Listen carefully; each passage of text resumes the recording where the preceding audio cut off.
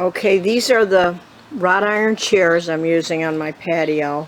I've had them a very long time, and they've been many colors, but they're going to be white now. And what I used was a primer and then a good spray on top of it. I think that's the best way. Save a little money.